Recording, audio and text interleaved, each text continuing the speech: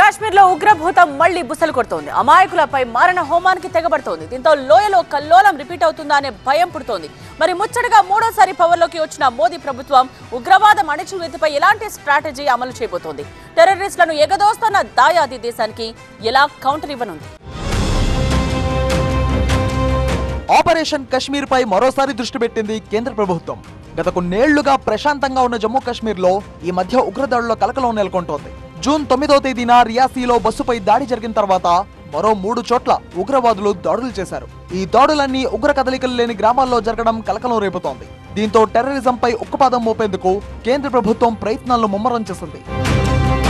జమ్మూ కాశ్మీర్లో శాంతి భద్రతల పరిరక్షణపై ఢిల్లీలో ఉన్నత స్థాయి సమావేశం నిర్వహించారు కేంద్ర హోంమంత్రి అమిత్ షా. ఉగ్రవాదం అణచివేతకు తీసుకోవాల్సిన చర్యలపై అధికారులు పలు మార్గదర్శకాలను జారీ చేశారు. ఈ నెల 29 నుంచి అమర్నాథ్ యాత్ర ప్రారంభం కానుంది. లక్షల సంఖ్యలో భక్తులు పాల్గొనున్న నేపథ్యంలో అక్కడ తీసుకోవాల్సిన భద్రతా చర్యలపై కూడా అమిత్ షా సమీక్ష నిర్వహించారు. ఐవీఎఫ్ ఒక అధునాతన సంతానోత్పత్తి చికిత్స. అనేక దంపతులకు తల్లిదండ్రులు కావాలనే వారి కలను నెరవేర్చుకోవడానికి సహాయపడుతుంది. ఈ రోజే ఓఎస్ఎస్ ఫర్టిలిటీని సందర్శించండి. అంతర్జాతీయ సరిహద్దుల్లో బలగాల మోహరింపు, చొరబాటు యత్నాలు తిప్పికొట్టడం, ఉగ్రవాద నిర్మూలన కార్యకలాపాలపై కూడా అధికారులతో అమిత్ షా చర్చించారు.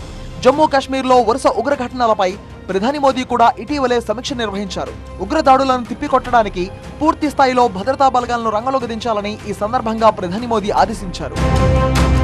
ప్రధాని మోదీ ప్రమాణ స్వీకారం రోజునే యాత్రికులే లక్ష్యంగా పర్యాటక బస్సుపై ఉగ్రవాదులు జరిపిన దాడి సంచలనం క్రియేట్ చేసింది. ఈ దాడిలో 9 మంది ప్రాణాలు కోల్పోయారు. ఈ దారుణానికి పాల్పడింది తామేనంటూ పాకిస్తాన్ కు చెందిన లష్కరే తోయిబాకు అనుబంధ సంస్థగా ఉన్నది రెసిస్టెన్స్ ఫ్రంట్ ప్రకటించుకుంది. భవిష్యత్తులో మరిన్ని దాడులకు పాల్పడతామని హెచ్చరించింది. ఆ ఘటన మరొక ముందే కఠువా జిల్లాలోని హీరానగర్ సెక్టార్లో ఓ ఇంటిపై దాడి జరిగింది.